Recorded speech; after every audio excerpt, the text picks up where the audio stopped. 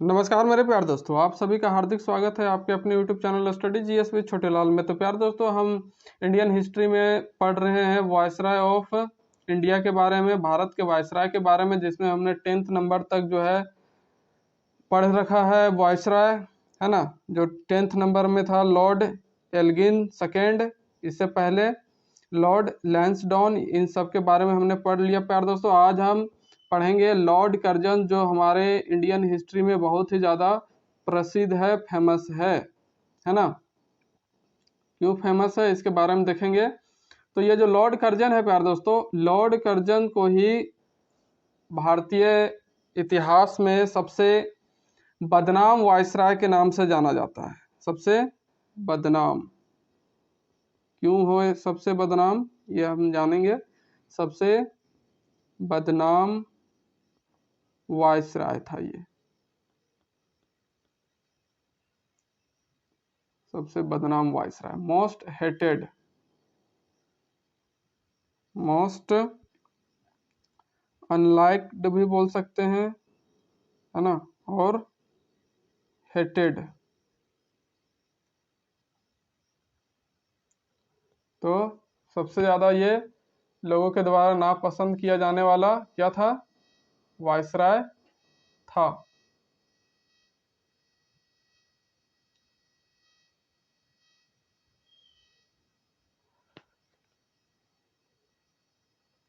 अब सेकेंड बात करें प्यार दोस्तों इसकी, तो इसको टाइटल दिया गया था। टाइटल किस चीज का, औरंगजेब द्वितीय का।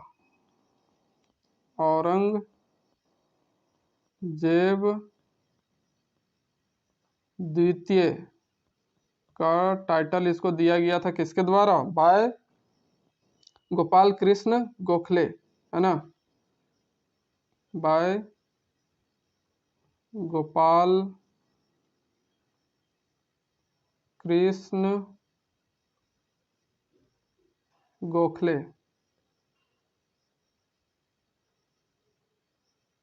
तो गोपाल कृष्ण गोखले के द्वारा इसे औरंगजेब द्वितीय की उपाधि दी गई थी, क्योंकि ये बहुत ही निरंकुश था, है ना, इसलिए। Full name of Lord Curzon was, इसका पूरा नाम जो था प्यार दोस्तों, फुल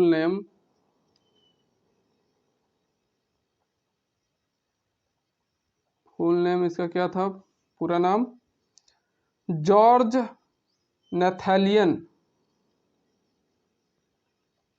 जॉर्ज नेथेलियन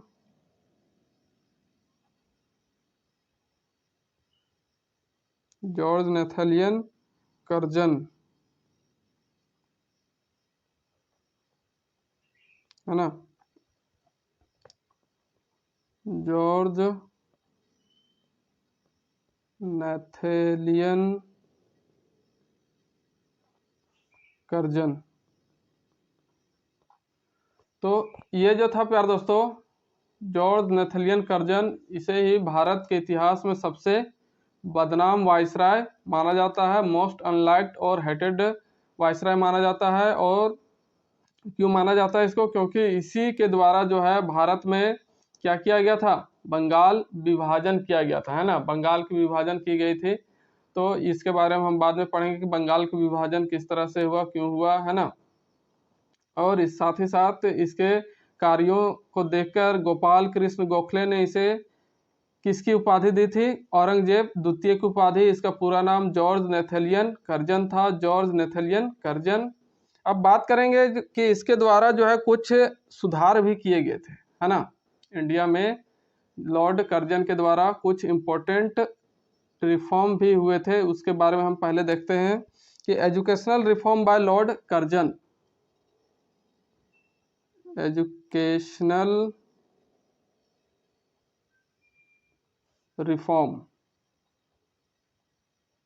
तो इसके द्वारा कौन कौन सा एजुकेशनल रिफॉर्म किया गया, कौन कौन से शैक्षिक सुधार किए गए, शिक्षा के क्षेत्र में सुधार किए गए, ये देखते हैं हम। तो फर्स्ट बात करेंगे 1901 की, है ना। ये 1899 में वायसराय बना, तो 1901 में इसने क्या किया कि ही डिड शिमला समिट, है ना, शिमला सम्मेलन करवाया, शिमला सम्मेलन हुआ, शिमला समिट 1901 में। 1902 की बात करें तो 1902 में इसने रेले कमीशन बनाया, है ना, he made Raleigh commission, Raleigh commission maded by Lord Curzon.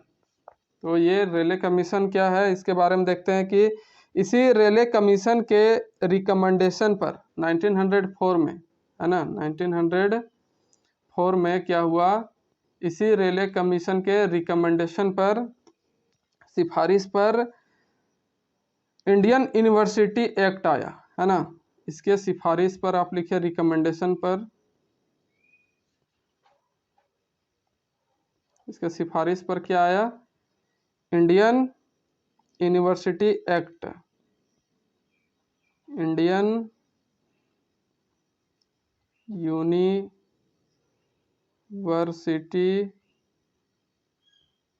Act, है ना।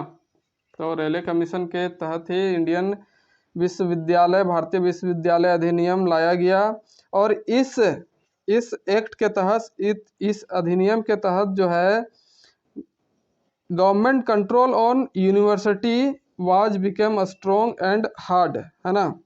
तो सरकार के द्वारा, ब्रिटिश सरकार के द्वारा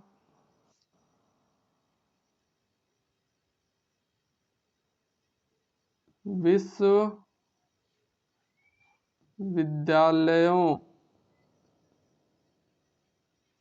पर नियंत्रण बहुत हार्ड हो गया, बहुत मजबूत हो गया, है ना, बहुत मजबूत हुआ। तो इस तरह से रेले कमीशन के आधार पर इंडियन यूनिवर्सिटी एक्ट आया, और इसी एक्ट के तहत सरकार के द्वारा विश्वविद्यालयों पर नियंत्रण बहुत मजबूत हुआ, हार्ड हुआ, है ना। और इसी एक्ट के तहत English was compulsory to higher education.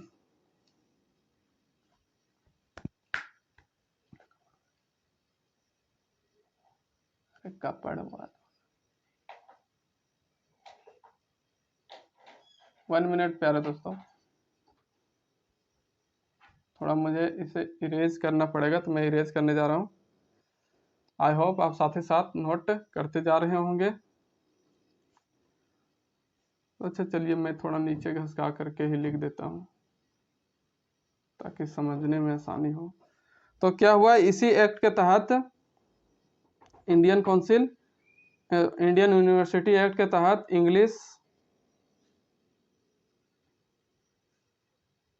को क्या कर दिया गया,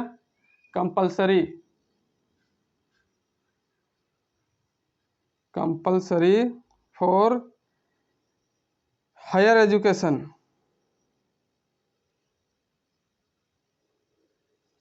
फॉर हायर एजुकेशन, है ना। इंग्लिश को क्या कर दिया गया, अनिवार्य कर दिया गया, किसके लिए, उच्च शिक्षा के लिए, उच्च शिक्षा के लिए जो है, हायर एजुकेशन जो होता था, इंटर, ग्रेजुएशन, ये सब, तो इनके लिए क्या कर दिया गया, इंग्लिश को कंपलसरी कर दिया, अनिवार्य कर दिया गया, क्योंकि अंग्रेजों का सारा काम काज किस में होता था, इंग्लिश लैंग्वेज में होता था, और भारतीयों को इंग्लिश नहीं आता था, है ना। तो सरकारी पोस्ट पर काम करने के लिए वो लोग क्या कर दिया, इंग्लिश जरूरी कर दिया। इंग्लिश आपको आता है तभी आप आगे काम कर सकते हैं। और provisional language were compulsory for primary education, और रीजनल लैंग्वेज को क्या किया गया, या फिर आप प्रोविंशियल लैंग्वेज कह सकते, प्रांतीय भाषा, प्रोविंशियल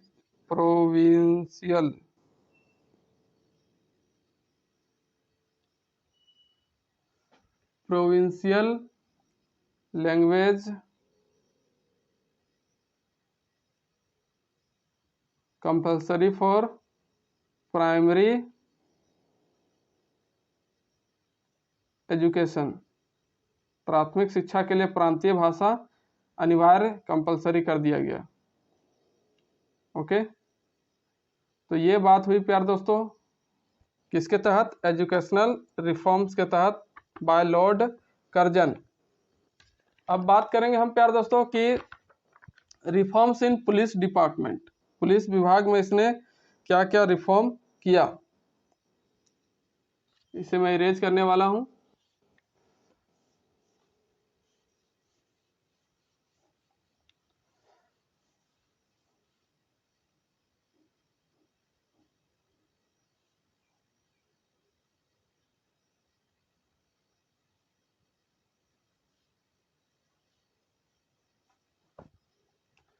चलिए आइए देखते हैं कि लॉर्ड कर्जन के द्वारा पुलिस डिपार्टमेंट में क्या क्या रिफॉर्म किया गया।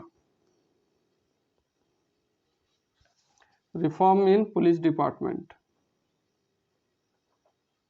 Reform in police department.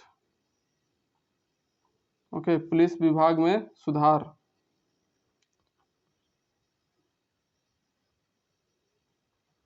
Police विभाग में सुधार। तो पुलिस विभाग में किस तरह से सुधार हुआ ये देखते हैं हम। तो फर्स्ट जो है 1902 में इसने क्या किया, presidency of Andrew Fraser established police commission. 1902 में क्या हुआ,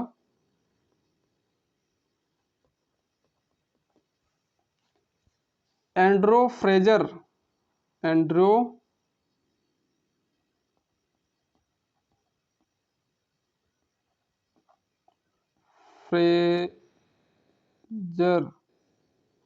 की अध्यक्षता में पुलिस विभाग का गठन किया गया है ना, या फिर पुलिस आयोग का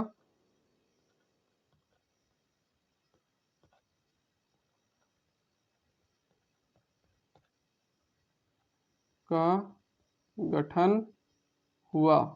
ओके, कब, 1902 में, किसकी अध्यक्षता में, एंड्रो फ्रेजर की अध्यक्षता में presidency of Andrew Fraser established police commission.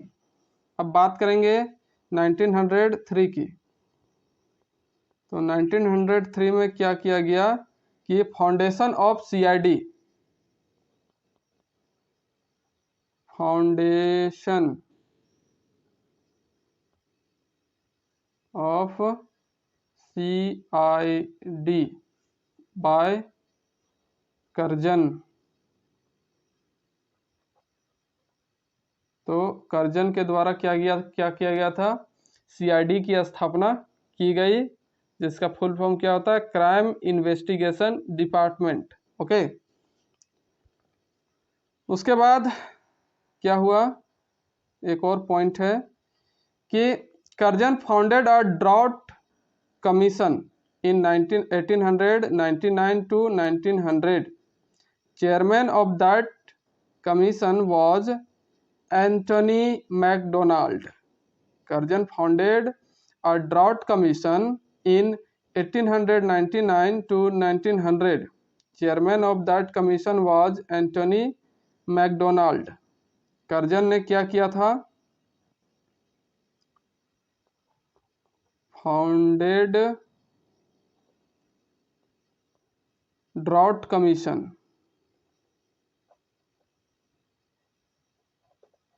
Drought commission मतलब कि अकाल आयोग।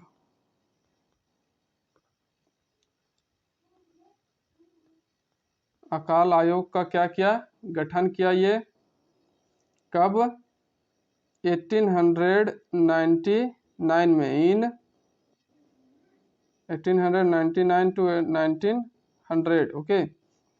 और इसका चेयरमैन कौन था, चेयरमैन, अध्यक्ष, वो था प्यार दोस्तों एंटोनी मैकडोनाल्ड।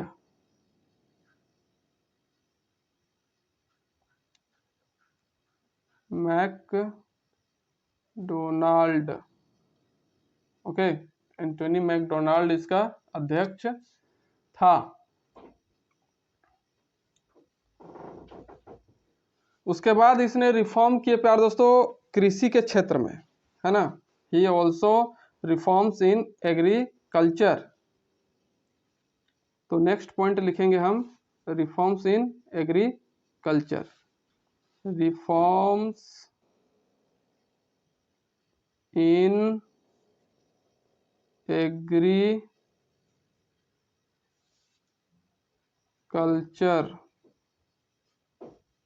तो रिफॉर्म्स इन एग्रीकल्चर, कृषि में सुधार, कृषि में सुधार, क्या क्या सुधार किया ये कृषि में, ये देखते हैं। तो देखेंगे प्यार दोस्तों इसने क्या किया। 1901 में he appointed an inspector general for agriculture. 1901 में इसने क्या किया, he appointed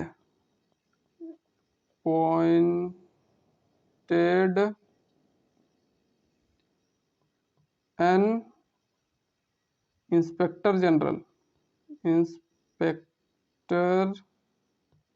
general for agriculture. किसके लिए, फॉर एग्रीकल्चर। तो कृषि के लिए इसने क्या किया था, एक इंस्पेक्टर जनरल की नियुक्ति की थी। नेक्स्ट देखते हैं कि 1901 में इसने क्या किया, he founded an irrigation commission. Founded an irrigation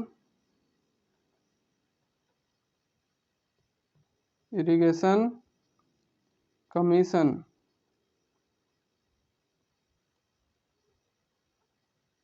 तो इसने सिंचाई आयोग की स्थापना की थी 1901 में, सिंचाई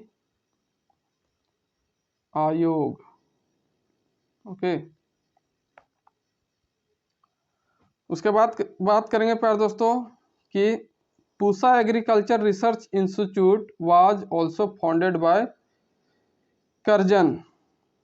founded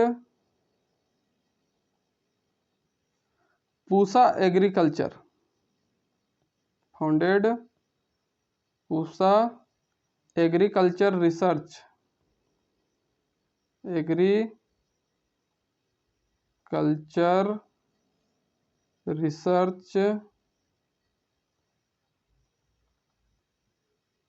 Pusa agriculture research institute,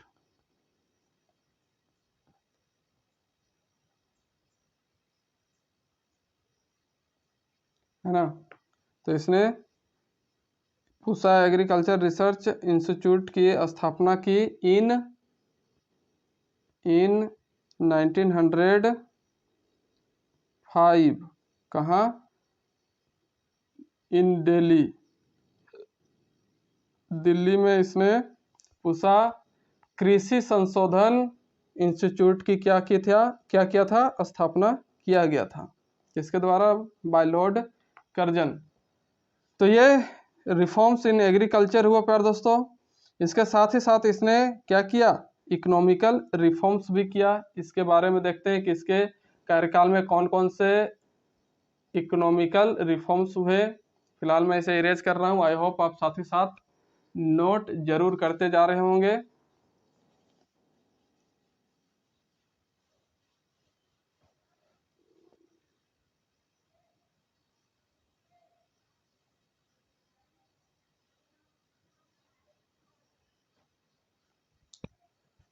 अब बात करेंगे economical reforms by Lord Curzon.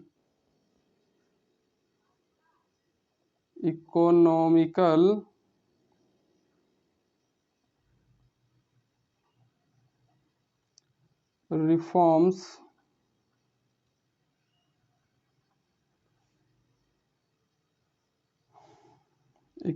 Reforms by Lord Curzon.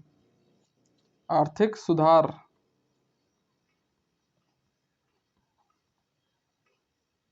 तो कौन कौन से आर्थिक सुधार किए इसने, क्या क्या किया, ये देख लेते हैं। तो फर्स्ट इसने क्या किया, इंडियन करेंसी एक्ट लाया 1899 में। 1899 में क्या आया, Indian currency act, became Indian currency act, है ना। एज पर दिस, इस एक्ट के तहत, है ना, इंडियन करेंसी एक्ट के तहत जो था, value of rupees in pound was 1 pound is equal to 15 rupees.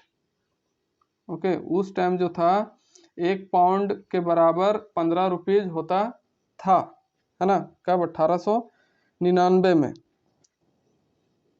And he also founded a railway board in 1905, founded a railway board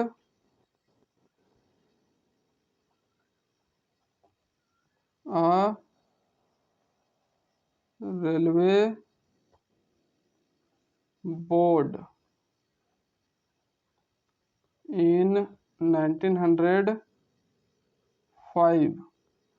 1905 में इसने क्या बनाया था, एक रेल बोर्ड की स्थापना की थी।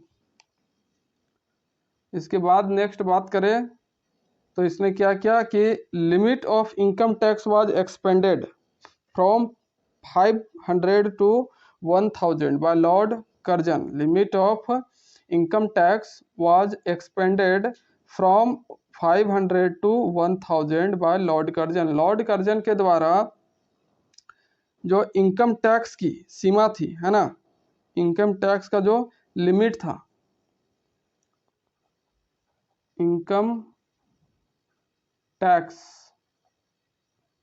पहले जो 500, जैसे ही कोई कमाता था 500 रुपीज की अर्निंग होती थी तो उसको इनकम टैक्स भरना पड़ता था। लेकिन लॉर्ड कर्जन ने क्या कर दिया कि इनकम टैक्स को 500 रुपीज से, है ना, 500 रुपीज से इसको बढ़ा दिया कितना, 1000 रुपीज में। मतलब कि अब 1000 रुपया आदमी कमाएगा तब क्या देगा, इनकम टैक्स देगा, है ना। ये इसने परिवर्तन किया।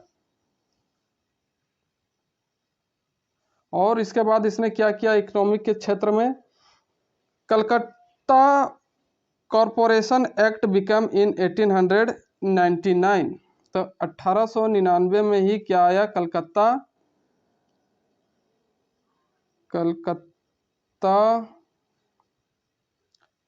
कॉरपोरेशन एक्ट,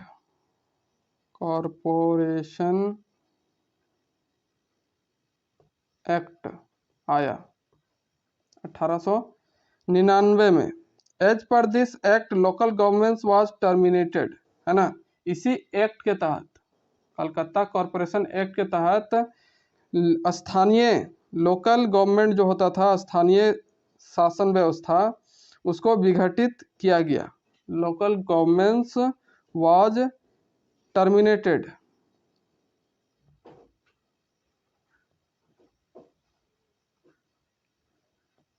स्थानीय शासन को विघटित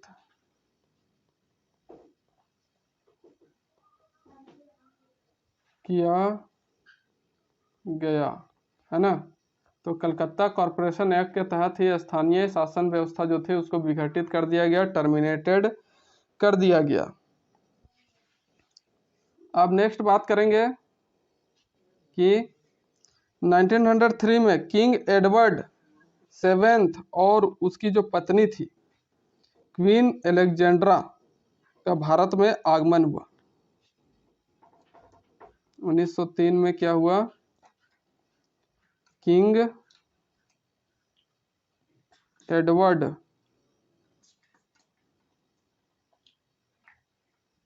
सेवेंथ और इसकी पत्नी कौन थी? क्वीन एलेक्जेंड्रा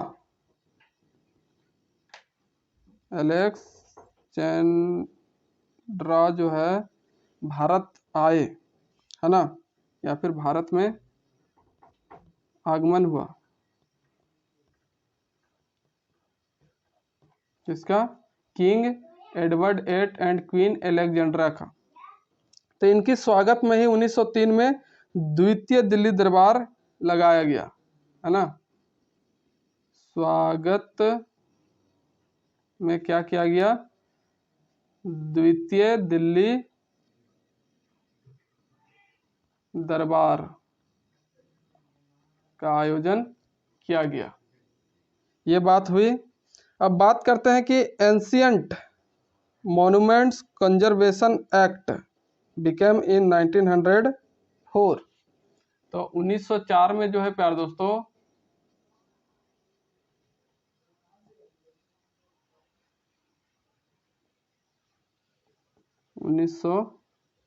में क्या हुआ कि ancient monuments conservation act,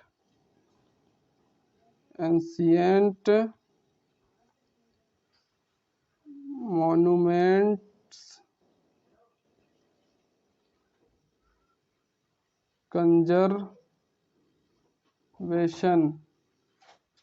conservation act आया। कब? 1904 में। मतलब कि प्राचीन स्मारक संरक्षण अधिनियम कह सकते हैं आप, प्राचीन स्मारक संरक्षण अधिनियम, प्राचीन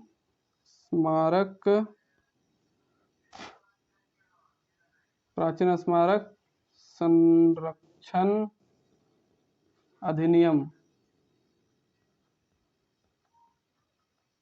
ओके। और इसी एक्ट के तहत जो है प्यारे दोस्तों किसकी स्थापना की गई? ASI, है ना। इसी एक्ट के तहत 1905 में, कब? 1905 में कर्जन फाउंडेड ASI, है ना।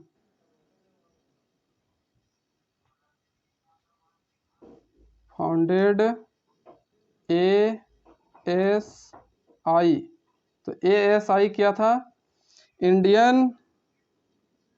आर्कोलॉजिकल सर्वे ऑफ इंडिया, भारतीय पुरातत्व सर्वेक्षण विभाग। ASI का मतलब क्या होता है?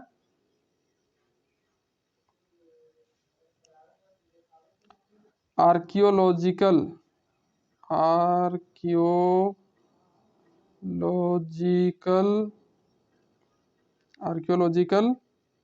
सर्वे ऑफ इंडिया, है ना। आर्कियोलॉजिकल सर्वे ऑफ इंडिया, भारतीय पुरातत्व सर्वेक्षण विभाग, भारतीय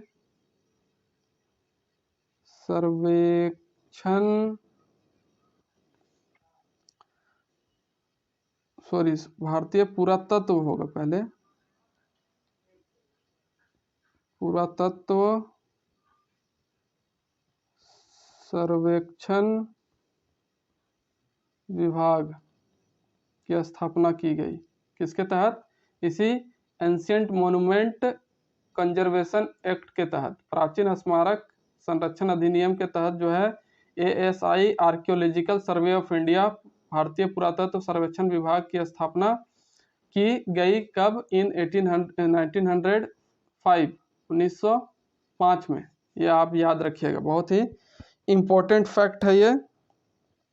John Marshall was appointed as chairman of ASI, और इस ASI का जो है चेयरमैन किसे अपॉइंट किया गया था?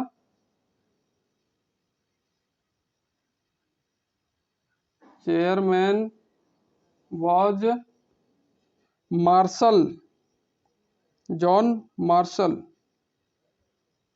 जॉन मार्शल, जॉन मार्शल को इसका चेयरमैन, अध्यक्ष नियुक्त किया गया था, है ना? किसके द्वारा? By Lord Curzon. तो ये हुई बात प्यारे दोस्तों। अब हम नेक्स्ट बात करेंगे पार्टीशन ऑफ बंगाल। किसकी? पार्टीशन ऑफ बंगाल की बात करेंगे। फिलहाल मैं इसे इरेज कर रहा हूँ।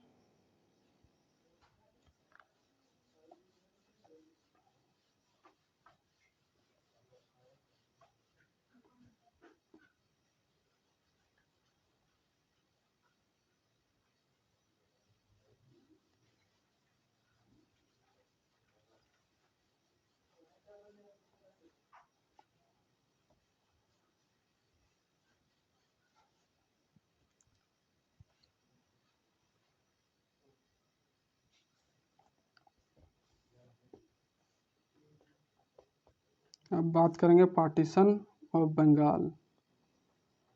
पार्टीशन ऑफ बंगाल, बंगाल का विभाजन।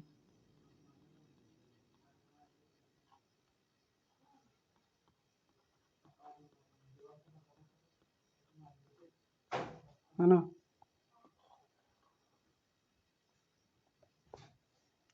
तो शिमला में सम्मेलन कर बंगाल विभाजन की घोषणा की गई, है ना? जैसे शिमला में सम्मेलन हुआ, उसके बाद बंगाल विभाजन की क्या की गई? घोषणा किया गया।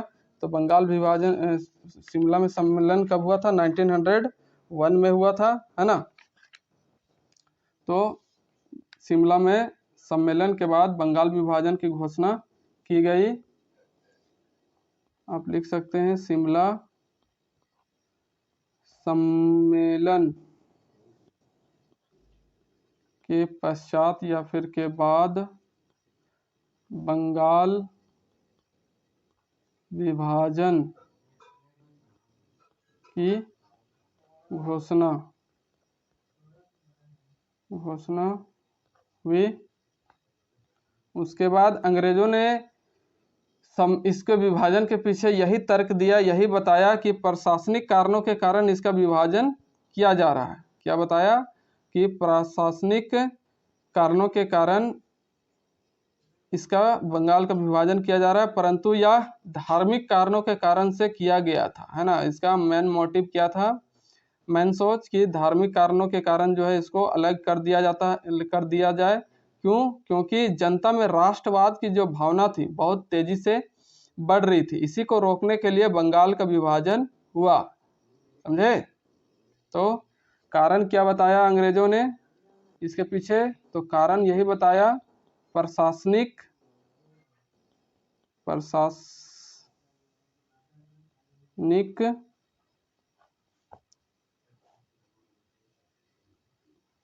कारण बताया, परंतु ये सच नहीं था। वास्तव में यह क्या था? वास्तव में यह धार्मिक कारणों से किया गया था। यह धार्मिक कारणों से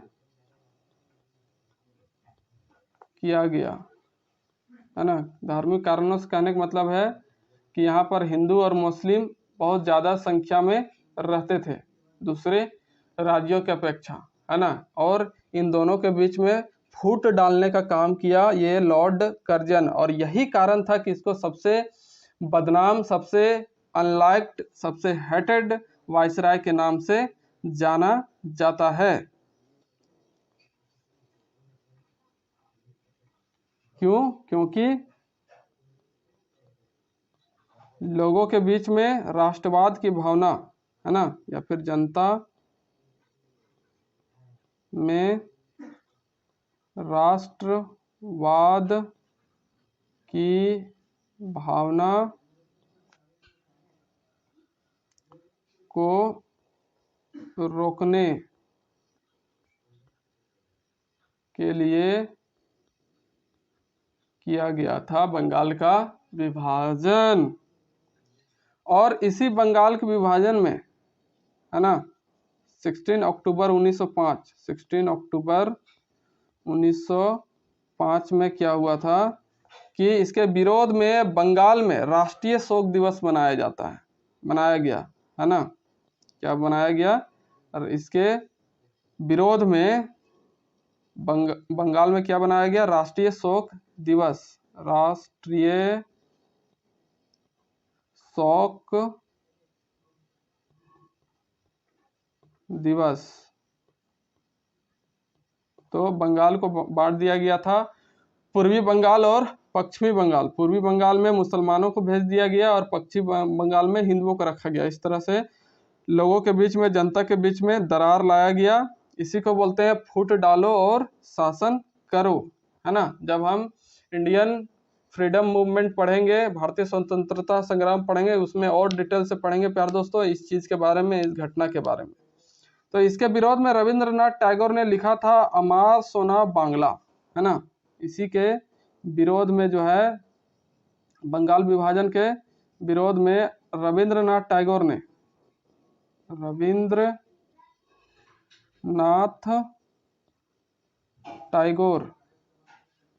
ने क्या लिखा?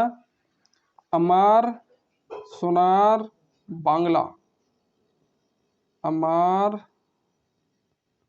सोनार बांग्ला। तो अमार सोनार बांग्ला जो है अभी वर्तमान में बांग्लादेश का राष्ट्रीय गान है ना। बांग्लादेश का राष्ट्रीय गान। हमारा राष्ट्रीय गान कौन है? जन गण मन, है ना। तो ये है बांग्लादेश का राष्ट्रीय गान अमार सोनार बांग्ला, रविंद्रनाथ टैगोर में लिखा था। इसी बंगाल विभाजन के विरोध में लिखा था। आगे चलकर 1911 में बंगाल के विभाजन को रद्द कर दिया गया, है ना। आगे चलकर 1911 में क्या किया गया? बंगाल विभाजन रद्द हो गया। बंगाल विभाजन रद्द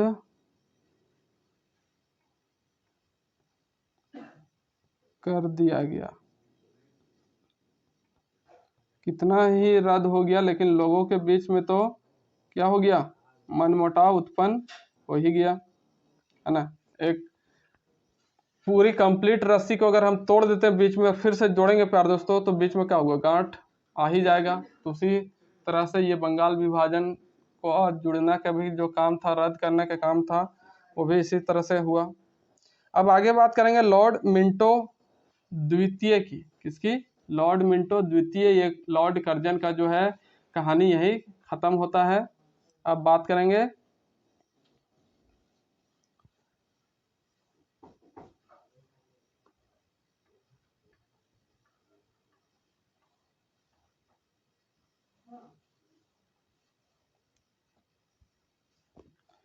ट्वेल्थ नंबर में Lord Minto second, Lord Minto द्वितीय, लॉर्ड मिंटो सेकंड 1905 से 1910। इसकी कार्यकाल कितनी थी? 1905 से 1910 ईस्वी तक ये भारत का वायसराय बनकर रहा, लॉर्ड मिंटो द्वितीय। तो बात करें कि इसके कार्यकाल में क्या हुआ। Foundation of Muslim League in Dhaka by Aga Khan and Salimullah, 1906 में क्या हुआ, foundation of Muslim League, foundation of Muslim league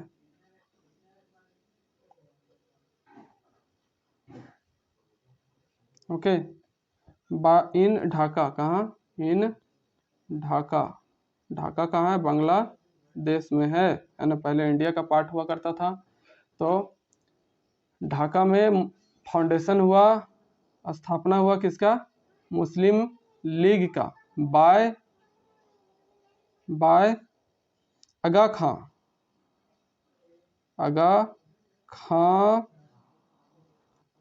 and Salim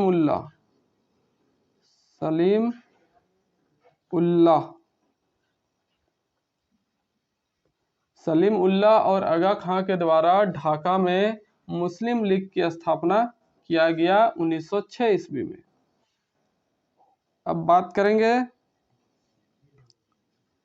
कि 1907 में क्या हुआ, और एक दर्दनाक घटना हुआ, लोगों के बीच में फूट डालने का एक तरह से कह सकते हैं, या फिर आपसी मतभेद हुआ लोगों के बीच में, जिसे बोलते हैं split of Congress in Surat session, split of Congress in Surat session. Congress के सूरत अधिवेशन में कांग्रेस का बंटवारा हो गया। कांग्रेस जो है दो भाग में डिवाइड हो गई, दो भागों में बंट गया। कौन कौन, इसी को बोलते हैं कांग्रेस का विभाजन, कांग्रेस का विभाजन। तो कांग्रेस का जो विभाजन था प्यारे दोस्तों, वो दो भागों में बट गया था कांग्रेस। कौन कौन, एक नरम दल और एक गरम दल, है ना, एक नरम दल और दूसरा गरम दल, है ना। तो नरम दल और गरम दल में विभाजित हो गया कांग्रेस कब, 1907 ईस्वी में। और ये जो सूरत अधिवेशन था, इसमें अध्यक्ष नरम दल के तरफ से कौन थे, राज बिहारी घोष, राज बिहारी घोष। तो ये किस तरह से विभाजन का काम हुआ, ये हम आगे देखेंगे, है ना। जब स्वतंत्रता की बात जब होगी, तब स्वतंत्रता आंदोलन की जब बात होगी, तब हम पढ़ेंगे कि पूरा डिटेल से कि किस तरह से इनमें मनमुटाव हुआ और जो है नरम दल और गरम दल के रूप में कांग्रेस का विभाजन हुआ, है ना। कब, सूरत अधिवेशन में, सूरत सेशन में। और उस समय कांग्रेस का जो अध्यक्ष थे नरम दल की तरफ से, वो कौन थे, राज बिहारी घोष। इसी के बाद लाला लाजपत राय को जो है जेल भी जाना पड़ा 6 वर्षों के लिए। लाला लाजपत राय बोलता हूँ, बाल गंगाधर तिलक को, है ना। इसकी भी कहानी देखेंगे हम। पहले हम वायसराय चैप्टर जो है अच्छे से कंप्लीट कर लेते हैं। और उसके बाद 1909 में क्या हुआ था, आप तो सब जानते हैं, है ना, हम पढ़ भी चुके हैं। 1909 की घटना में क्या हुआ था कि एक एक्ट आया था 1909 में, क्या नाम से जाना जाता है उसको, मार्ले मिंटो रिफॉर्म एक्ट, है ना, बिकेम मार्ले